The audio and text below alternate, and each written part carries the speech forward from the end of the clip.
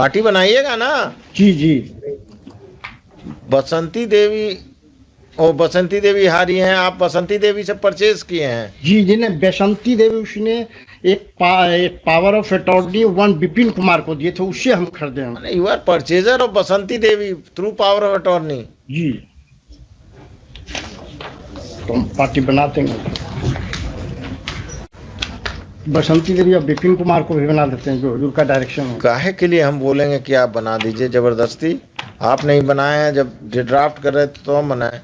आपके लिए भी है, अगर आपके पास भी पैतृक संपत्ति है तो आप भी खुश हो जाइए। और यानी पैतृक संपत्ति वो संपत्ति जो कि आपके दादा की संपत्ति है, परदादा की संपत्ति है, परदादा से जो है यानी आपके दादा को मिला, और दादा से जो है ये संपत्ति पिता को मिला, यानी ये संपत्ति पिता को मिला। पिता से जो उनके बेटे होंगे यानी एक तरह से ये पोता को मिलेगा, ऐसा कह सकते हैं। तो ये पूरा चेन जो है पैतृक संपत्ति का इस प्रकार से चलता है। अब अगर आपके पास पैतृक संपत्ति है, खुश हो जाइए, आपके लिए खुशखबरी है। ये जो नियम है, ये जो कानून है, इसको अगर आप जानेंगे तो आप खुश हो जाएंगे, इसलिए कि ऐसा ही नियम है ये। अब आप देख सकते हैं कि जो पैतृक संपत्ति जिनके पास भी है, अगर देखा जाए तो उनके पास पैतृक संपत्ति का पूरा एक इंफॉर्मेशन है और पूरा एक डाटा है, लैंड का एक रिकॉर्ड है। आप उसको अपना क्षेत्रीय भाषा में जमीन का खतियान भी कहते हैं, जमीन का खतौनी भी कहते हैं। तो ये सब आप प्रयोग करते हैं, लेकिन उसमें जो प्रॉपर्टी दर्ज है उस पे आपका क्या अधिकार है, किस प्रकार का अधिकार है, आप क्या कर सकते हैं उसके साथ, क्या वो संपत्ति आपके हाथ से आसानी से जा सकती है या नहीं जा सकती है। आपकी संपत्ति को आपके पिता के द्वारा ही बेच दिया गया है, तब आपके क्या अधिकार हैं। तो चलिए समझते हैं। सबसे पहले देखें, ऐसा अगर है समस्या कि पिता जो है, अक्सर आप देखते हैं पिता हो, दादा हो, परदादा हो, जिनके नाम, मान लेते हैं आज एक प्लॉट की हम बात कर रहे हैं, ये प्लॉट के लिए खरीदार आप देख सकते हैं, खरीदार है और इसके पास डॉक्यूमेंट भी है, ये स्टाम्प पर इसको जमीन जो है एक तरह से लिख दिया गया। और लिखने का मतलब होता है जमीन की रजिस्ट्री जो है एक तरह से हो जाना। और जमीन का रजिस्ट्री होने का मतलब हो गया कि अब ये व्यक्ति इस जमीन का मालिक है, अब आपका ये जमीन नहीं रहा।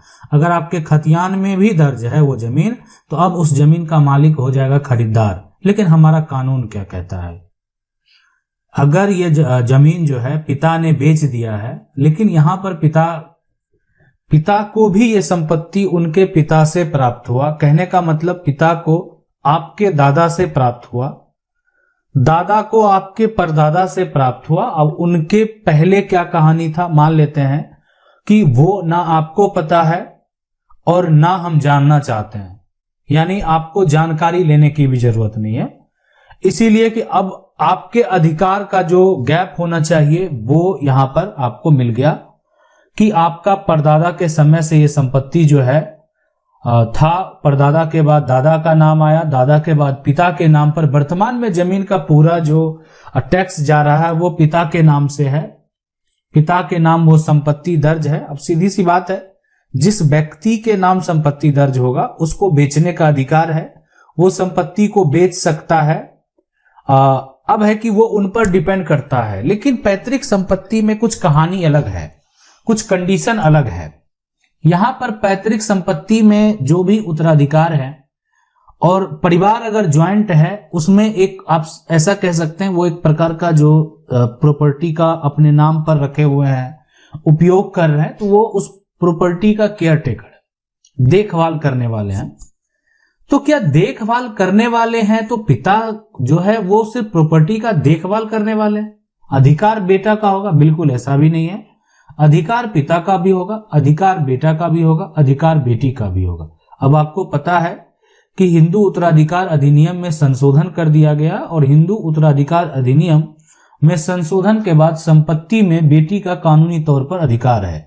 आप अगर किसी राज्य से बिलोंग करते हैं, वहां के राज्य सरकार के द्वारा अगर अलग नियम है, मान लेते हैं जहां भी है, आप उत्तराखंड से बिलोंग करते हैं, उत्तर प्रदेश से बिलोंग करते हैं, तो अगर आपका जो नियम है, कानून है, वो आप जो है अगर आप देखते हैं कहीं आपको डिफरेंट लगता है तो देखें, राज्य सरकार के ऊपर डिपेंड करता है कि राज्य सरकार अपने क्षेत्र के लोगों के लिए, अपने क्षेत्र के लोगों के हितों के लिए कुछ कानून जो है एक तरह से ला सकती है। लेकिन जो मेरा नेशनल लॉ है वो यही है कि पिता के संपत्ति में बेटी का अधिकार। कल आपका मामला अगर सुप्रीम कोर्ट में जाएगा तो बेटी को लगेगा कि नहीं, बेटी को संपत्ति का जरूरत है और कानूनी रूप से उसका अधिकार है, तो उसको अधिकार दिया जाएगा। अब सवाल उठता है यहां पर कि आखिर ये यहां पर समस्या क्या हुआ, ऐसी क्या समस्या हुई जो एक बेटा है और बेटी है उसको अपना दावा करना पड़ गया। समस्या ये हुआ कि एक पिता क्या करते हैं, संपत्ति को अपने ऐशो आराम के लिए बेचते हैं। ये जरूरत नहीं कि हर पिता ऐसा ही करते हैं, लेकिन अगर पिता अपने ऐशो आराम के लिए, जरूरत नहीं है जमीन बेचने की, बस उनको आदत है जमीन बेचने की, अगर ऐसा है आप देखें तो उस केस में एक बेटा एक बेटी अगर वो बालिग है तो वो कानूनी तौर पर अपना दावा कर सकता है। और मैं आपको बता दूं, ये दावा इतना कारगर होगा कि खरीदार का जो सेल डीड है, रजिस्ट्री है, वो भी कैंसिल हो जाएगा। इसीलिए कि ये संपत्ति बेचने का अधिकार यहां पर पिता को तो है, लेकिन जो उत्तराधिकारी होगा इस प्रॉपर्टी के लिए वो ये बेटा भी होगा, बेटी भी होगी। तो पिता को पहले अपने बेटे से बंटवारा करना होगा, अपना हिस्सा जो है अलग डिवाइड करना होगा, अपना हिस्सा अपने नाम कराना होगा। उसके बाद ही पिता के द्वारा जो है वो संपत्ति वो बेच सकते हैं। अब अपना हिस्सा है, अपने हिस्से में कोई प्रॉपर्टी आ गया तो उन पे डिपेंड करता है वो अपने हिस्से की प्रॉपर्टी को क्या करेंगे, बेचेंगे, रखेंगे, उनके ऊपर डिपेंड करता है। तो अब ये है कि जैसे डायरेक्ट आज आपके मन में एक सवाल आता होगा, अभी भी आता होगा, कि आखिर हम बेटे हैं, हम बेटी हैं, हम कैसे रोकें अपने पिता को, क्या विकल्प है, हमको क्या करना होगा। देखें, हम किस अधिकारी के पास जाएंगे, वहां वो मेरी नहीं सुनेंगे। हम जो है एक तरह से ग्रामीण में एक तरह से लोगों के पास जाएंगे, वो हमारी बात नहीं सुनेंगे।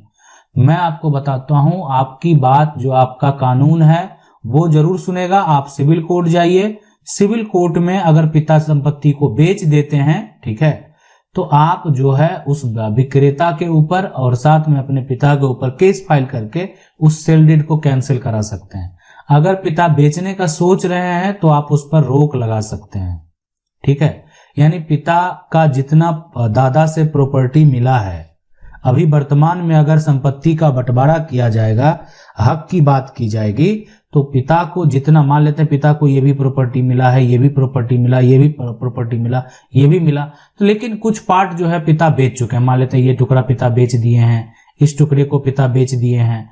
तो पिता अगर अपना हिस्से, पिता का जितना शेयर होगा, पिता का जितना हक होगा, अगर उतना प्रॉपर्टी पिता के द्वारा बेचा गया है तो उनका कानूनी अधिकार खत्म हो जाएगा।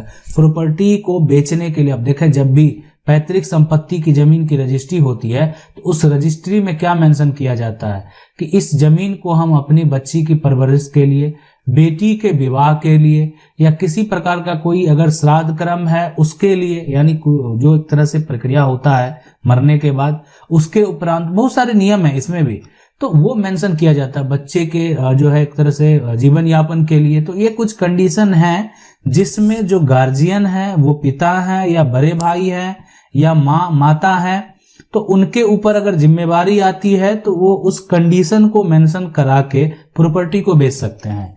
लेकिन जिस समय प्रॉपर्टी को बेच दिया गया, आपको पता चल गया कि ये प्रॉपर्टी जो है गलत तरीके से बेचा गया है, इसमें मेरा अधिकार होना चाहिए, तो हर बेटे को लगता है कि ये तो मेरे नाम पे नहीं है, पिता के नाम पे है, अब वो बेच दिए, हम क्या करेंगे। तो मैं आपको बता दूं कि पिता की अपनी कमाई संपत्ति है, वो आप नहीं ले पाएंगे, किसी भी हालत में नहीं ले पाएंगे।